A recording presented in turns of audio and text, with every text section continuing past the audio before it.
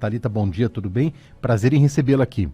Bom dia, Júnior. Bom dia a todas e todos, ouvintes da Criativa, Anderson aqui no estúdio. Obrigada pelo convite. A gente que agradece a presença. É um bate-papo onde o candidato fica muito à vontade para falar. Temos 25 minutos de entrevista num tempo máximo para cada candidato, para a gente debater todos esses assuntos. Thalita, conta pra gente o que te motivou a ser candidata a deputada. Bom, Júnior, primeiramente, a minha motivação de entrar na política, na verdade, veio da percepção de que as mulheres não têm espaço representativo na política. Infelizmente, os nossos espaços parlamentares não correspondem a porcentagem de mulheres na população. Então, como por exemplo, na população brasileira a gente tem cerca de 52% de mulheres, né? A gente é maioria, inclusive. Mas quando a gente olha nos espaços parlamentares, na Alesp, na Assembleia Legislativa de São Paulo, a gente tem apenas cerca de 20% de mulheres. Isso não significa apenas que a gente não tem mulheres e isso é uma injustiça de gênero. Sim, é uma injustiça de gênero e mostra que a nossa sociedade ela não corresponde às representações da sociedade como um todo, mas também isso impacta diretamente nas políticas públicas que são produzidas, são votadas, porque como é possível que reconheçam-se as necessidades se a maioria da população não está representada, né? Isso em primeiro lugar. Agora, deputado estadual foi um desafio inesperado, porque a gente estava em processo, né? Estamos ainda em processo de reconstrução do partido aqui na cidade. É um processo que leva tempo. A gente está agora com uma sede na Rua Amando de Barros, uma sede de movimento. Então, a gente está começando projetos de estruturação e de apoio à população na cidade.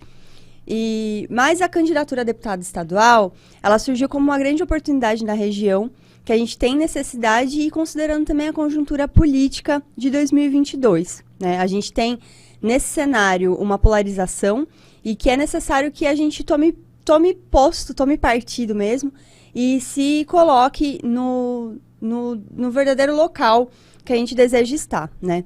E, falando ainda dos desafios de 2022, a gente enfrenta uma necessidade de mudança estrutural e mudança profunda das estruturas de governo.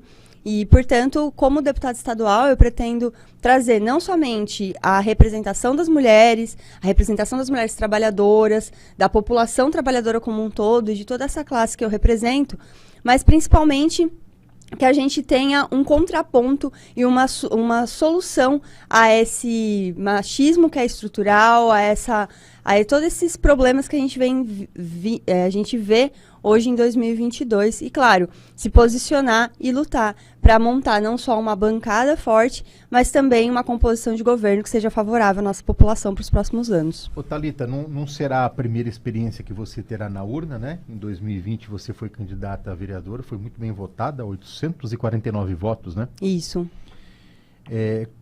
E isso foi o principal fundamento do partido escolher o teu nome, essa votação de 2020? Também, em 2020 a gente saiu numa candidatura coletiva, né? Eu fui a cabeça de chapa, porque é assim que a nossa legislação eleitoral atualmente atua, permite, né, na verdade. E dessa forma a gente também já iniciou um processo de reconhecimento na cidade, de fortalecimento de figura pública. Então, eu acredito que sim, eu me coloquei, né, como à disposição. Eu também sou a atual presidenta do partido aqui. E por isso também tenho atuações diversas pela cidade, atuações territoriais com a população. Então, isso favoreceu que a gente atuasse e trabalhasse em volta do meu nome em 2022. O pessoal hoje, ele é diretório ou comissão? Diretório. Diretório, né? Isso.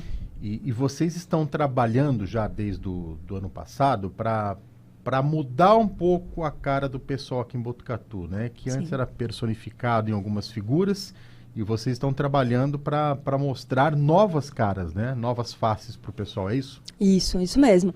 Além de novas faces, também baseado a nossa base é uma base que traz a classe trabalhadora, as mulheres, as mães solo. Então, toda a base hoje do partido é composto por pessoas que estão dentro dessa classe e também com essas ideias, né? Então, não somente desvincular de uma única pessoa, isso é importante, né, Júnior, porque quando a gente fala em construção de partido e atuação na sociedade como um todo, a gente precisa tirar esse estigma que é uma pessoa, é alguém só. Então, a gente está buscando também uma atuação mais coletiva e também coerente, bem mais coerente com os nossos propósitos como partido, a nossa ideologia, a nossa formação como partido, que é trazer de fato a classe trabalhadora, as pessoas que representam o nosso país para o centro da política e para a construção, né? Não como meras figuras, mas também como participantes e base fundamental dessa construção partidária, político-partidária na cidade. Hoje, quantas pessoas compõem o PSOL aqui em Botucatu? A gente tem mais de 50 afiliados, mas a gente tem um diretório é composto de 12 pessoas, né? São pessoas que, fora os membros registrados, né, no TSE, que está para ter uma atualização, a gente tem ainda outras pessoas que atuam em diversas áreas, como atuantes mesmo nos territórios e também nessa construção partidária. E essa sua candidatura para a eleição deste ano, ela segue os moldes da eleição municipal? É uma candidatura coletiva, mas com registro no teu nome? Explica um pouquinho para a gente isso daí. Não, esse ano de 2022, Júnior, a gente, por uma leitura conjuntural, né, as próprias pessoas que estão em volta, né, as mulheres, os homens que constroem o partido, não estão num momento que seria possível construir. A gente também procura fazer algo sempre orgânico. Então, a candidatura das Juntas por Botucatu, ela já veio de uma construção orgânica que veio do movimento das mulheres na política em Botucatu, né? Agora, esse ano, a gente não teria como fazer, né, nem forjar uma candidatura assim, porque aí ela soaria falsa. E também para o cargo legislativo, a gente achou importante focar numa candidatura única, para também fortalecer todo o processo e o ganho político para além das eleições também, né? Ô, Thalita, é claro que um deputado, um legislador, ele não tem um projeto de governo como é apresentado por um candidato ao Poder Executivo, por exemplo, né? Mas é claro que uma determinada candidatura defende algumas bandeiras pela qual ela vai lutar, no seu caso, se eleita para a Assembleia Legislativa. O que você traz na tua campanha sobre isso? Bom, a gente traz o que a gente chama de pilares, né? Então, seria o que vai fundamenta a campanha e fundamentará também o mandato, caso a gente tenha a felicidade de eu ser eleita esse ano. O primeiro pilar que a gente considera importante, Júnior, é a participação popular e a comunicação. Porque há uma realidade muito grande na nossa política, né, na nossa democracia brasileira, de que após votar, principalmente para cargos legislativos, a população ela passa a se distanciar seja do seu candidato, tenha sido eleito ou não, né? Muitas vezes a pessoa é eleita, mas depois os seus eleitores não têm contato com o seu mandato, não têm contato com a sua atuação. Então, primeiro, a participação popular para promover, garantir ferramentas que promovam, de fato, a consulta popular e a construção do mandato de forma coletiva, com a participação das pessoas, né? E também uma comunicação para poder levar os trabalhos, as respostas, as atuações para a população de uma forma ativa, inclusive, né? A gente reconhece como papel da deputada eleita levar não só os projetos, mas as suas realizações para a população, né? Então, também não ficar aguardando que a população tome essa consciência, porque a gente sabe que é um trabalho cultural e que leva tempo, mas também atuar de forma ativa nesse processo. E aí depois a gente tem uma série de outros pilares, eu posso citá-los, né? E aí a gente, enfim, nem teria tempo de discorrer individualmente de cada um, mas a gente considera que são bases estruturais, principalmente na nossa região, que é a saúde e qualidade de vida. Temos também gênero e raça como pilar, a juventude e cultura, que a gente agrupou num mesmo pilar, juventude e cultura, por compreender que é uma forma de emancipação da população jovem, inclusive, a cultura. Temos também agroecologia, meio ambiente e segurança alimentar, como um pilar que trata como único as questões da nossa vivência e do nosso bem viver, com também a habitação no nosso planeta e continuidade das condições de bem viver para as outras pessoas, para além da nossa geração. Temos também como pilar, peraí, agora eu falei, educação, claro, que a gente tem como parte importante. Se eu não estou me enganada, eu acho que são esses, eu não sei se eu contei 6, talvez eu tenha esquecido de algum pilar, mas em torno dessas pautas, sabe, Júnior? As pautas que eu represento naturalmente pelos locais que eu atuo, né, e pela minha atuação profissional, minha atuação militante, e também pelas necessidades que são tão emergentes hoje na nossa população. Você citou a área da saúde e você é biomédica, né? Sim. Atua no SUS? Atuo. Olha, o SUS, ele vai ser sempre um pilar, né? Primeiro porque eu considero que, né, não só considero, mas a gente sabe que a Constituição brasileira, ela tem como uma das bases a Constituição do SUS também. Então, foi por meio do reconhecimento da saúde integral e universal que a gente também reconheceu os direitos universais na população. Então, a gente encontra hoje, né, de uma forma muito elucidada, muito transparente para a população, de que a saúde pública ela é uma necessidade e uma necessidade para todas e todos, né? Veja bem, a gente acabou de passar por um pico de pandemia, foi inesperado, né? Ninguém no mundo estava preparado para o que foi a Covid-19 e para o que ainda está sendo, porque a gente sabe que temos consequências e temos outras questões a serem vistas, né, a partir da pandemia. E apesar de ter sido completamente inesperado, apesar da gente ter sido pego de surpresa e também de ter no nosso governo federal uma política que desestrutura os serviços públicos, desconsidera o SUS como base e que também desconsiderou a pandemia, a gente só teve, né, a sobrevivência. Então, estamos aqui hoje, estamos bem, porque estamos vacinados, estamos atendidos e só foi possível fazer uma vacinação em massa e uma vacinação eficiente porque a gente tem uma estrutura forte como o SUS. Então, o SUS, ele é uma estrutura, né? É mais do que uma estrutura, ele é um bem do povo brasileiro e deve ser defendido em todas as suas esferas, seja municipal, estadual ou federal. E a gente sabe que são muitos desafios ainda que a gente precisa enfrentar. Por exemplo, as doenças que foram negligenciadas durante esse período em que estavam todos voltados para a questão da Covid, precisam ser vistas, porque elas não deixaram de acontecer.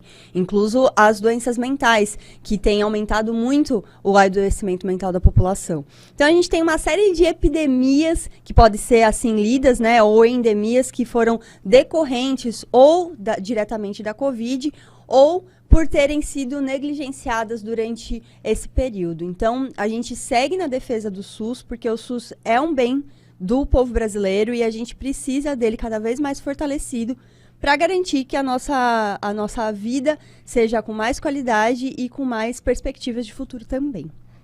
Thalita, falando um pouco mais sobre essa corrida eleitoral, você é a única candidata do PSOL num raio de quantos quilômetros aqui? Olha, que pergunta. A gente tem, Júnior, representantes da população indígena na nossa região. Isso eu posso dizer com certeza. Especialmente ali na região de Bauru, né?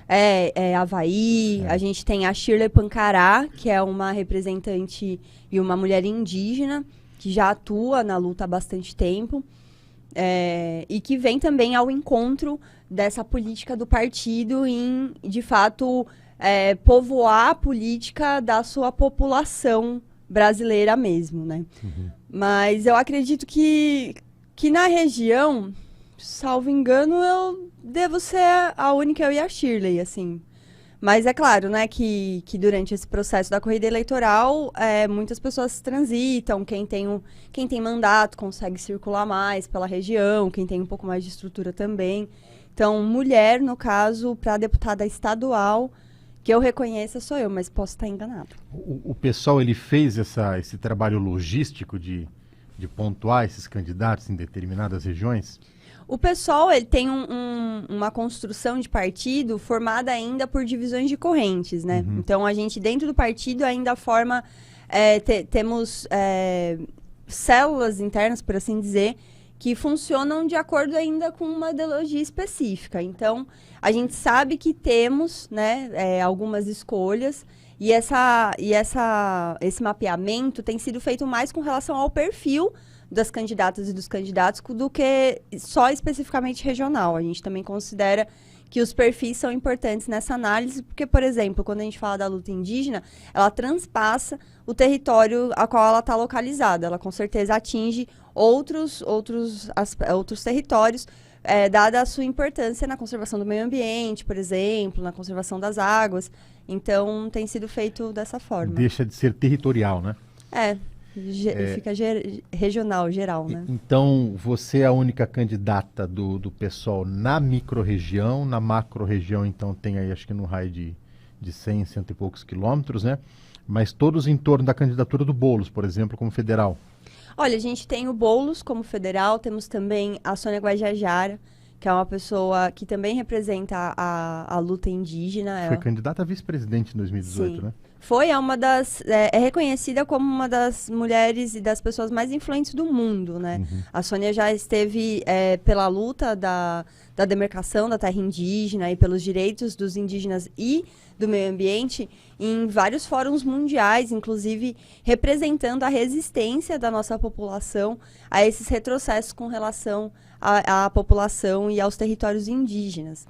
Então, a Sônia também é um exemplo, porque muitas vezes, Júnior, as pessoas, principalmente na nossa atualidade hoje, elas têm preferências por determinados perfis. Então, algumas pessoas que votam em mim, por exemplo, querem como uma opção uma mulher para votar. Então, a gente acredita que tem que ter mais opções e que nesse campo que a gente vive hoje, que é o campo da esquerda, o campo progressista, que luta pelos direitos da população, a gente ganha ao ter mais candidatos e não perde por disputas internas, né? Então, a gente acredita na construção pela soma das vozes para ecoarem pelos territórios, principalmente para desmistificar os preconceitos que se tem contra o partido, né? E muitas vezes sem nem reconhecer o que é o partido, quais são as nossas ideias, quais são as lutas que a gente traz.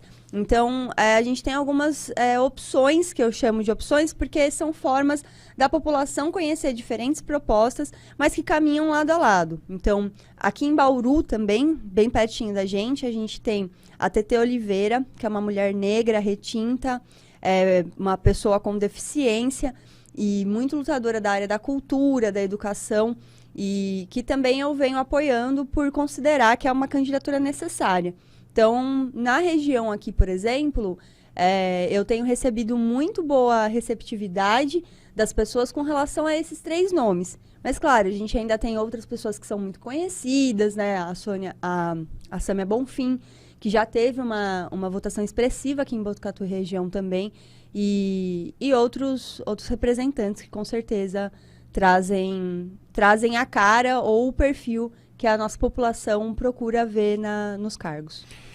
É claro que é muito difícil em fazer cálculo, né, antes da eleição, mas vocês já traçaram, eu não vou dizer uma meta, mas talvez um limite que vocês tenham que atingir ali, a partir de tantos votos eu tenho chance. O relógio, a hora que ele contar para o partido colocar as vagas dentro da Assembleia Legislativa, ali, o relógio eleitoral que a gente fala, né? Que agora não tem mais coligação, é só o partido, né? Federação, né? Como que vocês estão trabalhando? A Thalita poderia ser eleita com quantos votos? Já teve essa conta? Já teve essa especulação? A gente especula, né? Analisa bastante dados, mas são dados que eles são incertos. Porque, Sim. Por exemplo, a gente imagina que em 2022 a gente tenha um aumento nos números de votos válidos, né? Então, a gente imagina, né? Pelo histórico e pelo que vem acontecendo nos últimos anos, que o índice de abstenteísmo reduza. Então, as pessoas que não votam, que justificam, deve reduzir, talvez por um aumento da discussão política, por uma pauta que está cada vez maior. E também a gente teve um grande aumento no número de novos títulos que foram registrados, né? Inclusive, com uma campanha feita para a população jovem, tudo. Então, só isso já desloca um pouco a nossa leitura, né? Esse ano a gente também tem, não temos a coligação, como você disse, a gente tem as federações, né? Então, as federações contam como coligações. Então, isso também deve mudar o balanço, né, dessa questão de votos. Mas a gente imagina que para uma cadeira de deputado estadual esse ano, o partido, né, a federação, então, necessite de cerca de 60 a 70 mil votos para cada cadeira. E aí o cálculo depende muito também dos puxadores de votos, de quantos candidatos a gente tem. E esse ano a gente tem, por exemplo, o Carlos Gianazzi, que é um grande professor, um grande lutador da causa da educação, saindo para deputado estadual. Ele tem uma votação representativa. Então, se a gente considerar que o Carlos, outras figuras mais conhecidas e com maior consolidação política, conseguir puxar votos, a gente consegue eleger um deputado estadual com cerca de 25 a 30 mil votos. Essa é a nossa estimativa, mas, enfim, é uma conta nova, até porque federação é uma estrutura nova, né? Então, a gente está experimentando. Então, a nossa expectativa, Júnior, é que a gente realmente amplie bastante o reconhecimento pela região, não só em Botucatu, mas também na região, e consiga abarcar o maior número de votos, considerando que isso representa não só a cadeira ou o espaço legislativo, mas também uma vontade da população e a sua expressão de onde quer depositar a sua confiança para os próximos anos. Muito bem, Thalita, a gente tem 21 minutos de entrevista e nessa parte final a gente deixa o candidato ou a candidata muito à vontade para suas considerações finais. Bom, além de agradecer esse espaço e dizer que eu estou sempre aberta, seja para a gente conversar a respeito da política local, das atuações e das questões sociais também, que a gente tem muita necessidade de debater e discutir aqui na cidade, eu quero dizer que é muito importante que nesse momento, todos nós da população brasileira, e falo agora diretamente com Botucatu e região, é importante que a gente reconheça nos nossos territórios, nas nossas vidas, né, o que circunda a nossa vida diária, quem são os candidatas e os candidatos que representam aquilo que a gente acredita, né? E que a gente deixa de votar porque a gente conhece alguém, porque a gente já viu essa pessoa, ou porque a família vem votando há muitos anos, porque a gente reconhece que em tempos de grandes necessidades e estamos em crises profundas, é necessário que a gente traga também mudanças e proposições, para além da revolta. Eu sei que muitas vezes a gente acaba se desanimando, vendo o cenário, vê o cenário estadual, vê o cenário federal. Tudo é tão distante, né? Brasília está tão longe da gente, parece que a gente não tem poder sobre aquilo que está distante. Mas os cargos legislativos, né, e que são os cargos de deputado federal, deputado estadual, são muito importantes para que a gente possa estar mais próximos da política e que a nossa necessidade seja vista de mais perto. Então, a gente vê, inclusive, pela diferença de votos. A gente vota para um governador e a gente tem cerca de 94 cadeiras para deputado estadual. Então, é muito importante que a gente dê valor também para essas candidaturas. E aí eu peço que conheça as minhas propostas. Eu estou nas redes sociais como Thalita Tavares. O Thalita tem H, porque minha mãe quis colocar um charme. Estou no Instagram, no Facebook. A gente tem dialogado bastante com a população por WhatsApp e peço que conheçam as propostas, as ideias, o que a gente traz. Ainda temos aí uns 16 dias pela frente e nesses dias a gente continua nas ruas, continua fazendo agenda, então ainda é hora de conhecer, de trazer propostas, sugestões para que a gente possa fazer algo mais coerente. E aí, se eu alcançar em cada um de vocês a esperança, a vontade de trazer a representação popular de fato para esses espaços, o meu número é 50180 e represento não só as mulheres, mas também toda a população que necessita de maior olhar e maior cuidado, principalmente nesses tempos. Tá certo, Thalita, muito obrigado pela sua presença aqui. Boa caminhada para vocês. Obrigada, Júnior. Ótimo dia e bom fim de semana para todos e todas. Igualmente.